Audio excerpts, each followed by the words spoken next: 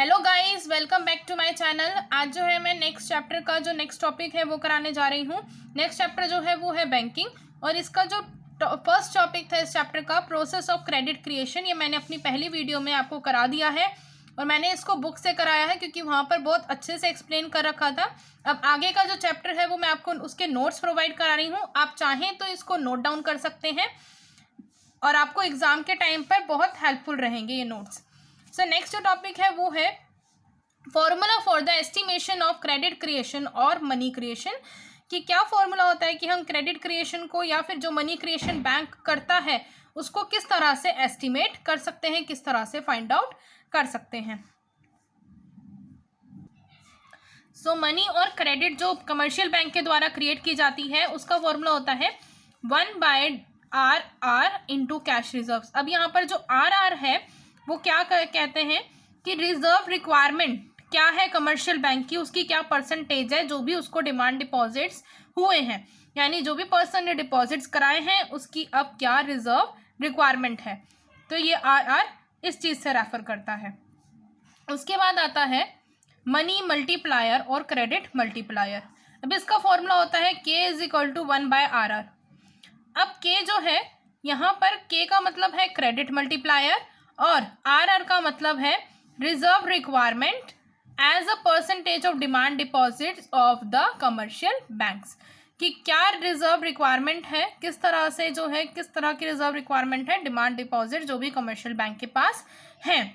अब उसके बाद नेक्स्ट आता है कि जो क्रेडिट मल्टीप्लायर है और जो मनी मल्टीप्लायर है वो एक्चुअल में क्या होता है, ये एक तरह से इसका मीनिंग है और डेफिनेशन है।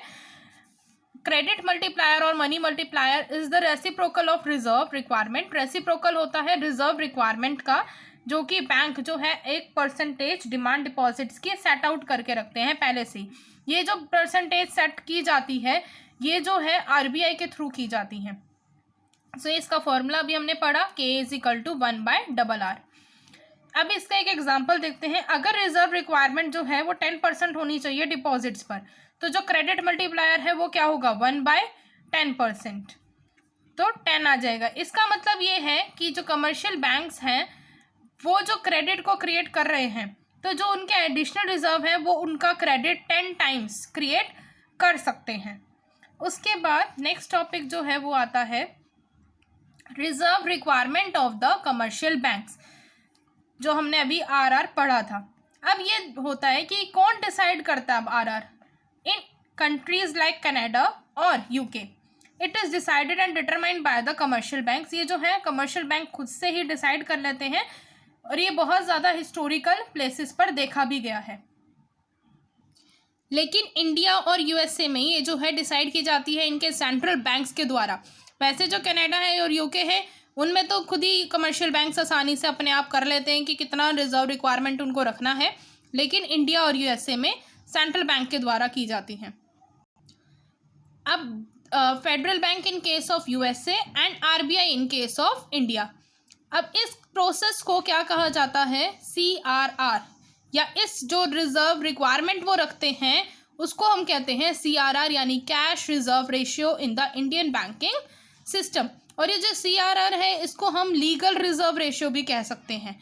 ये जो कमर्शियल बैंक्स हैं ये लीगली बाउंड होते हैं इन CRR को मेंटेन करने के लिए। एक स्पेसिफाइड CRR जो है RBI जो है इशू कर देती है या फिर ऑर्डर दे देती है कि इतना मेंटेन रखना है कमर्शियल बैंक्स को, तो कमर्शियल बैंक लीगली बाउंड होते हैं। अगर वो ऐसा नहीं करते हैं तो RBI उनको पनिश करती है। अब CRR क्या होता है? CRR refers to the percentage of the total demand deposits of the commercial bank which they must keep as cash reserves with RBI। अब इसका मतलब है कि जो CRR है ये एक ऐसा परसेंटेज होता है, जैसे डिमांड डिपॉजिट्स मान लीजिए कमर्शियल बैंक की जो है वो है 10,000। अब जो है 10,000 में से जब हमने प्रोसेस ऑफ क्रेडिट क्रिएशन किया था तो उसमें हमने 10% कैश रिजर्व रखा था।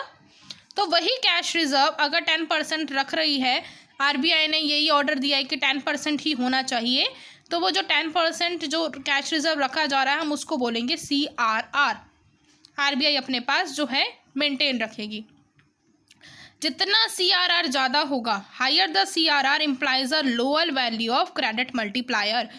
जितना ज़्यादा CRR होगा इसका मतलब है कि क्रेडिट मल्टीप्लायर की वैल्यू उतनी कम होगी, यानी कि जो कमर्शियल बैंक्स हैं वो आगे लोन कम दे पाएंगे। अब ये कैसे होगा? अब देखिए, अब जो है कमर्शियल बैंक के पास जो डिपॉजिट्स आई थी, ठीक है, वो आई 10,000 रुपीज़ की, जिसमें से RBI ने ऑर्डर दिया कि जो कैश रिजर्व रेशियो है आपको रखना है 10%। फिर बाद में क्या किया RBI ने, इसे अब फिर से RBI ने चेंज कर दिया। अब मान लो RBI ने कर दिया CRR 20%।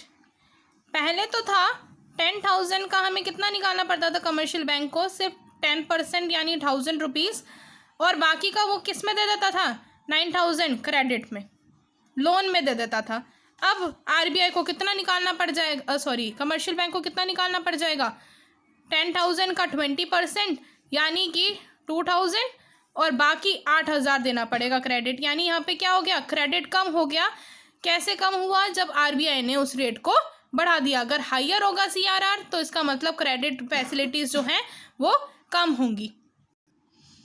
अब यहाँ पे बोल दिया higher CRR implies a lower value of credit multiplier और leading to a lower volume of credit creation. अब इसका वाइस वर्सा हो जाएगा, अगर लोअर CRR होगा तो इसका मतलब हाई क्रेडिट क्रिएशन कर सकता है कमर्शियल बैंक।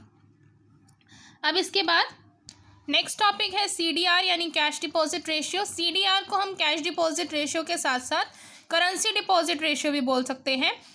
इसका जो फॉर्मूला होता है वो होता है CDR is equal to CU divide by DD, यानी CU means cash in hand with people, लोगों के पास कितना कैश है हाथों में, और DD means demand deposits of the people.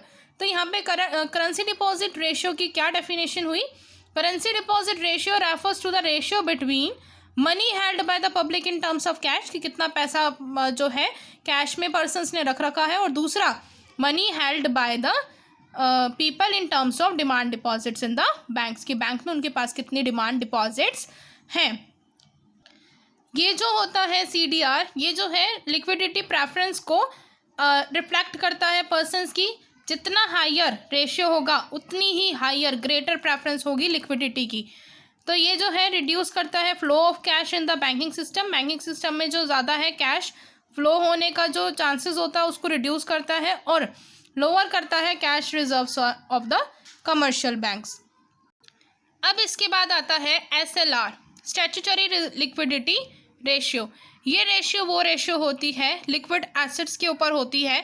It refers to the liquid assets that the commercial bank must hold with themselves, यानी ये वो लिक्विड एसेट्स होती हैं जो कि कमर्शियल बैंक अपने पास खुद रखते हैं, और as a percentage of their total deposit, total deposit की जो परसेंटेज होती है उसके बेसिस पर रखा जाता है।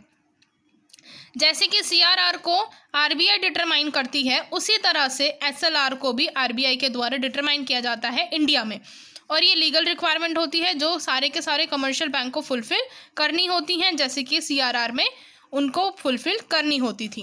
अब ये जो लिक्विड एसेट्स हैं, इन लिक्विड एसेट्स में क्या क्या इंक्लूड होता है, पहला होता है कैश, दूसरा होता है गोल्ड, और तीसरा होता है अनएनकम्ड अप्रूव्ड सिक्योरिटीज़। ये वो सिक्योरिटीज़ होती हैं जिसके बेस पर जो है लोन्स को रेस्ट नहीं किया जा सकता। फिर अब यहाँ पर बोला है कि जो SLR है उसको जब इंक्रीज़ किया जाता है, वो इंक्रीज़ इसलिए किया जाता है कि जो मनी क्रिएशन किया जा रहा है कमर्शियल बैंक के द्वारा उसको रिड्यूस किया जा सके, और SLR को डिक्रीज़ किया जाता है कि जो भी कमर्शियल बैंक के द्वारा मनी क्रिएट की जा रही है, ज़्यादा से ज़्यादा क्रेडिट में जो पैसा दिया जा रहा है, यानी लोन के रूप में जो पैसा दिया जा रहा है कमर्शियल बैंक के द्वारा, उसको रोका जा सके, इसलिए उसकी जो रेशियो होती है उसको डिक्रीज़ कर दिया जाता है। आज हम करेंगे यहीं तक का ही टॉपिक, नेक्स्ट वीडियो में हम करेंगे नेक्स्ट टॉपिक। मिलते हैं नेक्स्ट वीडियो में, बाय बाय।